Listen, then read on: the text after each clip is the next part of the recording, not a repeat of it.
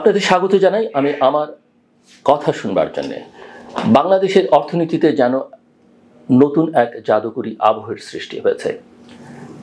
একসময় যেভাবে উন্নয়নের জোয়ার, ডিজিটাল বাংলাদেশ, স্মার্ট বাংলাদেশ এই ধরনের শব্দ দিয়ে অর্থনৈতিক পরিস্থিতিকে মোড়ক দিয়ে সাজানো হতো, এখন যেন তারই নতুন সংস্করণ চলছে।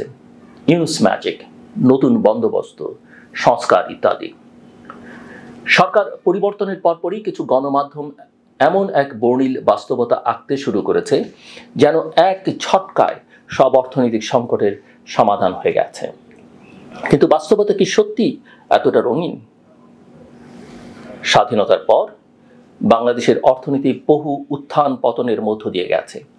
তৈরি পোশাক খাত, প্রবাসী আয়, এনজিও খাত, এসব খাত আমাদের অর্থনীতিকে যে জায়গায় নিয়ে এসেছে তা একরকম অলৌকিক মনে হতে পারে, কিন্তু এসব অলৌকিকতা এসেছে মানুষের শ্রম, রপ্তানি কেন্দ্রিক নীতি, নারী শ্রমিকদের ত্যাগ ও আন্তরিকতা এবং প্রবাসীদের ঘামঝরা শ্রম থেকে। Not any magic wand. বর্তমানে অর্থনীতির অবস্থা বেশ জটিল এবং সংকটপূর্ণ। ব্যাংকিং খাত থেকে শুরু করে পুঁজিবাজার, বিনিয়োগ পরিবেশ, শিল্প খাত, গ্যাস সংকট এবং আন্তর্জাতিক বাণিজ্য সবখানেই এক ধরনের টানাপোড়েন চলছে। ব্যাংকিং খাতে খেলাপি ঋণের হার 20% ছাড়িয়েছে, যা সত্যিকারের অর্থে একটি বিপদ সংকেত। এই হার 13% থেকে এক বছরে বেড়ে 20%-এর উপরে পৌঁছানো একটি ভয়ানক দৃষ্টান্ত। বাংলাদেশ ব্যাংকের গভর্নর সাহস করে খেলাপির প্রকৃতির চিত্র প্রকাশ করেছেন, কিন্তু তার সমাধানে কার্যকর ব্যবস্থা নেওয়া হয়নি এখনো। পুঁজিবাজারে একের পর এক পতন বিনিয়োগকারীদের আস্থা নষ্ট করছে। ঢাকা স্টক এক্সচেঞ্জের সূচক 12% পড়ে গিয়ে 5000 পয়েন্টের নিচে চলে গেছে, যা স্পষ্টতই বাজারে আস্থার অভাব এবং মূলধন সংকটের একটা বড় ইঙ্গিত দেয়। ব্যক্তিখাতে ঋণ প্রবাহ বেড়েছে মাত্র 3%, যা একেবারেই স্থবিরতার পরিচায়ক। এই পরিস্থিতিতে সরকার যতই বলুক যে অর্থনীতির সূচক ঘুরে দাঁড়িয়েছে, সেটি মূলত তথ্য বিভাগের লিপ্সা আরথীদের জোরালো প্রচারণা ছাড়া আর কিছুই নয়। অন্যদিকে প্রবাসী আয় বেড়েছে সত্য এবং এটি একটি গুরুত্বপূর্ণ পজিটিভ সিগন্যাল। মার্চ মাসে রেকর্ড $329 কোটি এসছে এবং এপ্রিলও $275 কোটি বেশি রেমিটেন্স এসছে। এই প্রবৃদ্ধির একটা বড় কারণ হলো হুন্ডির মাধ্যমে অর্থ পাঠানোর প্রবণতা কমে যাওয়া এবং ব্যাংকিং চ্যানেল ব্যবহারে আগ্রহ বৃদ্ধি পাওয়া। তবে শুধু রেমিটেন্স বাড়লেই কোনো অর্থনীতি সুস্থ হয়ে ওঠে না। উৎপাদন, কর্মসংস্থান, মজুরি বৃদ্ধি এবং সুশাসনের সঙ্গে এর একটা ভারসাম্য থাকতে হয়। এদিকে দেশের তৈরি পোশাক খাত নতুন করে সংকটে পড়েছে। একদিকে যুক্তরাষ্ট্রের সম্ভাব্য 37% শুল্ক আরোপের ঘোষণা, অন্যদিকে দেশের অভ্যন্তরে গ্যাস সংকট। এই দুটো বিষয় শিল্প খাতকে রীতিমতো বিপর্যস্ত করে তুলছে। ঢাকা, সাভার, নারায়ণগঞ্জ এবং গাজীপুরের কারখানাগুলোতে গ্যাস সরবরাহ নেই বললেই চলে। ফলে তাদেরকে অর্ডার সময় মতো পাঠাতে অতিরিক্ত খরচে বিমান ভাড়া গুনতে হচ্ছে, যা লভ্যাংশকে অনেকখানি সংকুচিত করে ফেলছে। Bangladesh garments manufacturers and exporters association BGMEA এবং Bangladesh textile mills association BTMA পক্ষ থেকে বারবার সরকারের কাছে গ্যাস সরবরাহ নিশ্চিত করবার দাবি জানানো হলেও আমরা লক্ষ্য করছি যে বাস্তবিক কোনো ব্যবস্থা এখনো পর্যন্ত নেওয়া হয়নি। এর পাশাপাশি ব্যাংকিং খাত থেকে ঋণ পেতে নানা জটিলতা, আন্তর্জাতিক অর্ডার কমে যাওয়া,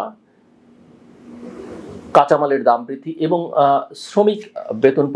শ্রমিকদের বেতন পরিশোধে অসুবিধার ফলে তৈরি পোশাক খাতের ভবিষ্যৎ নিয়ে অনিশ্চয়তা তৈরি হয়েছে।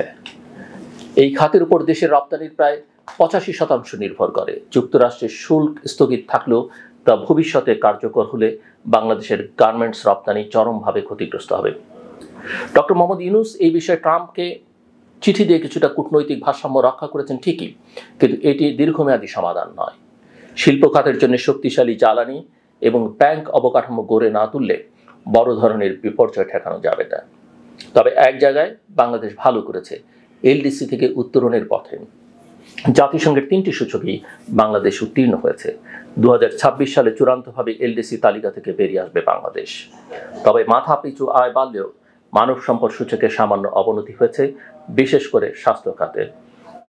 সেখানেই রয়েছে আশঙ্কার জায়গা, কারণ মানব সম্পদ উন্নয়নে দীর্ঘস্থায়ী বিনিয়োগ ছাড়া এই সূচক স্থায়ী উন্নয়ন ধরে রাখতে পারবে না।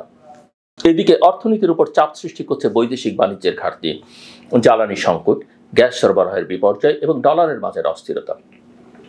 সরকার ডলার সংকট মোকাবিলার কিছু সফলতা অর্জন করলেও রিজার্ভ এখনো IMF এর মানদণ্ডে যথাযথ নয়। এই পরিস্থিতিতে একদিকে বিশ্বব্যাংক প্রবৃদ্ধি নিয়ে উদ্বেগ জানাচ্ছে, অন্যদিকে মুডিজ আমাদের ব্যাংকিং খাতকে নেগেটিভ হিসেবে রেট করছে। সবচেয়ে বড় বিপদ সংকেত হলো দারিদ্র্যের হার আবার বাড়ছে। প্রায় 30 লাখ মানুষ নতুন করে অতি দরিদ্র হচ্ছে এবং সামগ্রিকভাবে দারিদ্র্যের হার 23% পৌঁছানোর আশঙ্কা করা হচ্ছে। এর অর্থ অর্থনীতির উন্নয়নের যে গল্প প্রচার করা হচ্ছে তার সঙ্গে বাস্তবতার বিস্তর ফারাক রয়েছে।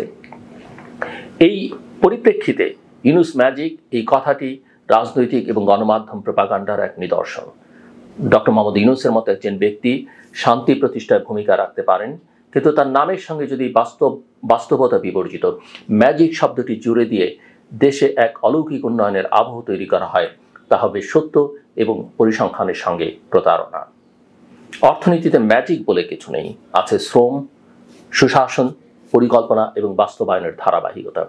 আমাদের এই মুহূর্তে প্রয়োজন সত্য বলা, সাহসিকতার সঙ্গে সমস্যার স্বীকৃতি দেয়া এবং সকল খাতের সমন্বয় সাধন করে এগিয়ে চলা। চোখে ধুলা দিয়ে নয়, বাস্তবতা বুঝে, গণতন্ত্রকে প্রতিষ্ঠা করে এবং অর্থনীতির চালিকা শক্তিগুলোর উপর পুনরায় আস্থা ফিরিয়েই কেবল ঘুরে দাঁড়ানো সম্ভব।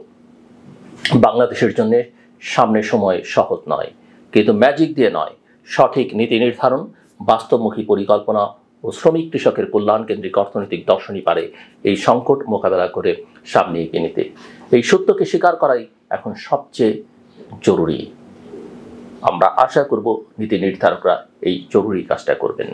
শেষ করবার আগে বলি, কথাটা আপনারা সবাই জানেন, আমার কথাটাও সেরকম মনে হতে পারে, কিন্তু আমরা যারা গণমাধ্যমে কাজ করি বা এই ধরনের আলোচনা করি, আমরা সেটা করতে পারি। পরিবারের যারা কর্তা ব্যক্তি বা পরিবারে যারা অভিভাবক হিসেবে আছেন তারা করতে পারেন, শিক্ষকরা সেটা করতে পারেন এবং নানা ক্ষেত্রে ধর্মীয় গুরুরাও সেটা করতে পারেন এবং যারা মোটিভেটর তারাও করতে পারেন। কিন্তু সাধারণভাবে এটা করা উচিত নয়। সেটা হচ্ছে অন্যকে উপদেশ দেয়া।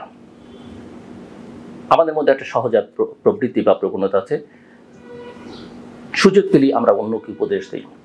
নিজেও হয়তো চর্চা করি না, কিন্তু উপদেশ দিতে আমাদের চুরি নেই।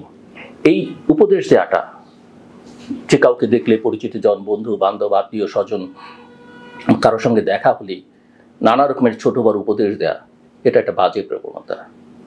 পৃথিবীর সভ্য দেশগুলোতে মানুষ এই কাজটা করে না। কাজে আসুন আমরা যত্রতত্র উপদেশ বিলানো থেকে নিজেদেরকে বিরত রাখি। আমার কথা শুনবার জন্য আপনাদের অসংখ্য ধন্যবাদ। আপনাদের সবার জন্য শুভকামনা।